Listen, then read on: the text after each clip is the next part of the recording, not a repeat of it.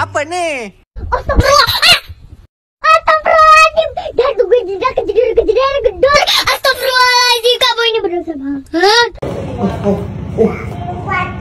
Gak kuat.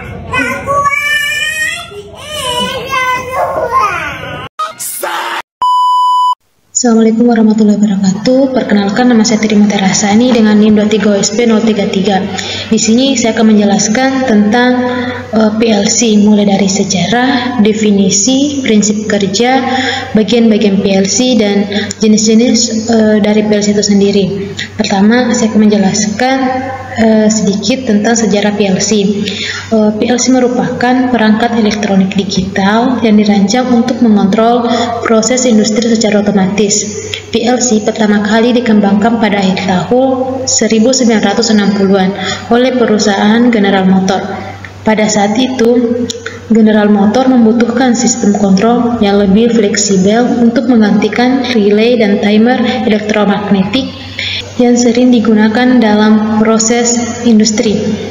Pada tahun 1968, Richard Morley, seorang insinyur, konsultan teknik di Massachusetts, mengembangkan PLC pertama kali yang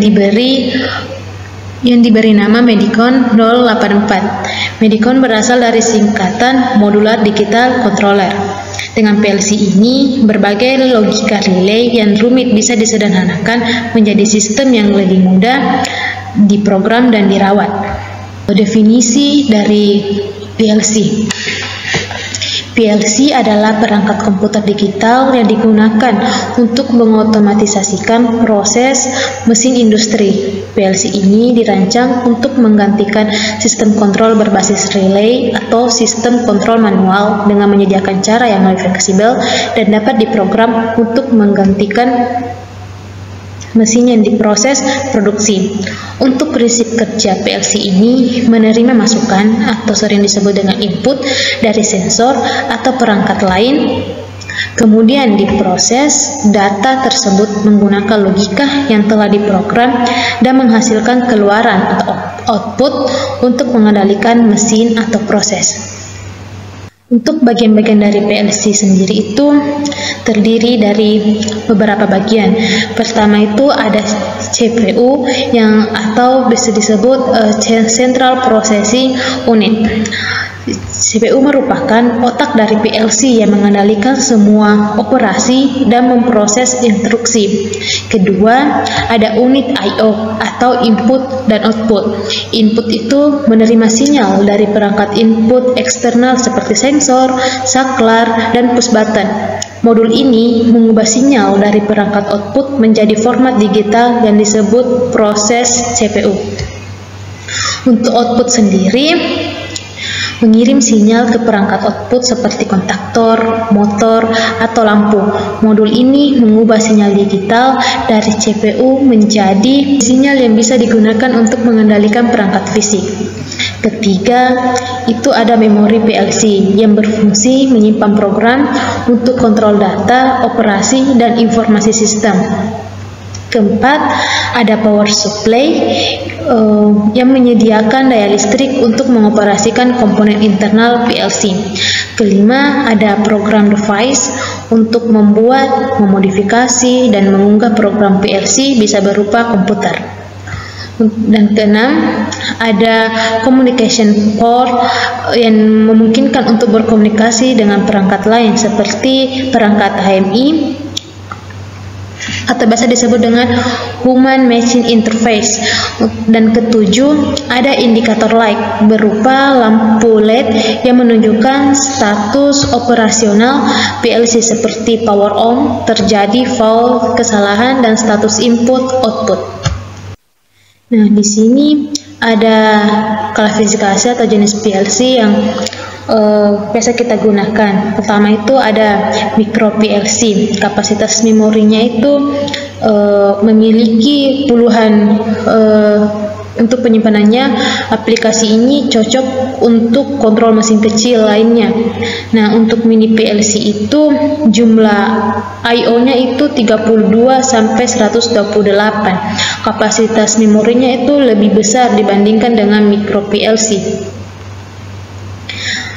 dia tuh mencapai beberapa ratusan MB. Aplikasi kontrol ini mengunggah produksi yang membutuhkan lebih banyak I/O dan logika kontrol yang lebih kompleks. Untuk Larsi itu jumlah ratusan hingga ribuan I/O yang kapasitas memorinya itu beberapa MB hingga puluhan MB. Aplikasi kontrol proses industri yang benar dan kompleks seperti pabrik kimia, pembangkit, atau pabrik otomotif. Selanjutnya saya akan menjelaskan wiring diagram dari forward reverse. Yang pertama itu saya akan menjelaskan wiring diagram rangkaian dial, di mana kita menggunakan di sini sumber 3 fasa RST, 1 buah MCB, 2 buah kontaktor. Kontaktor pertama untuk forward dan kontaktor kedua untuk reverse, 1 buah TOR atau terminal over relay, dan 1 buah motor. Di sini ketika kita ingin menjalankan motor secara forward, maka ketika koil aktif dari kontaktor, maka di sini akan menutup, sehingga arus dari sumber mengalir dan motor aktif berputar secara forward atau maju. Dan untuk menjalankan motor secara reverse, maka salah satu fasa yaitu ditukar. Di sini kita bisa lihat fasa yang diubah itu adalah fasa T, yang dimana awalnya itu fasa T terhubung dengan terminal motor itu W1, tapi ketika ingin motor dijalankan secara reverse, maka fasa T dihubungkan dengan terminal U1 dari motor agar dapat motor berputar secara reverse. Selanjutnya sini ada rangkaian kontrol dari forward reverse, yang dimana NC stop terhubung ke terminal Omron 03, untuk NC start terhubung ke terminal 01. Untuk NC dari stop dan start itu dihubungkan ke negatif terminal Omron. Dari sumber kita menggunakan sumber 220 VAC, itu untuk netralnya terhubung ke koil masing-masing, kontaktor A2. Untuk koil kontaktor forward itu A1-nya terhubung ke 07. Untuk kontaktor reverse, koil A1-nya terhubung ke terminal 06. Dan untuk L1-nya terhubung ke terminal Omron. Selanjutnya saya akan menjelaskan leader diagram multi timer.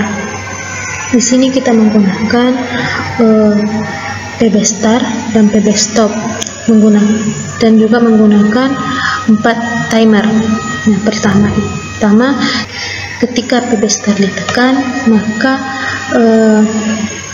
harus itu mengalir dan mengaktifkan koil. Nah, untuk ketika PB start dilepas, itu ini tetap aktif karena di sini kita dapat latching atau pengunci yang diparalelkan dengan tombol PB start. Jadi ketika PB start dilepas itu ini tetap aktif. Selanjutnya kondisi pertama itu motor berputar secara forward. Ketika motor berputar secara forward selama 8 detik, Ketika timer selesai menghitung selama 8 detik, maka motor berhenti selama 5 detik. Nah, di sini untuk kontak dari timer untuk forward itu kontaknya berubah menjadi NC agar kontak dari timer untuk stop itu menjadi close untuk selama 5 detik. Setelah stop selama 5 detik itu, maka kontak dari timer untuk reverse akan menjadi close, sehingga motor berputar secara reverse selama 8 detik. Setelah timer reverse menghitung selama 8 detik, kontaknya akan berubah menjadi close, sehingga kontak dari timer keempat itu untuk stop menjadi close, sehingga timer menghitung itu selama 5 detik. Setelah menghitung selama 5 detik, kontaknya itu berubah menjadi open, sehingga motor kembali berputar secara forward, dan artinya itu dia kembali ke kondisi awal, dan begitu seterusnya.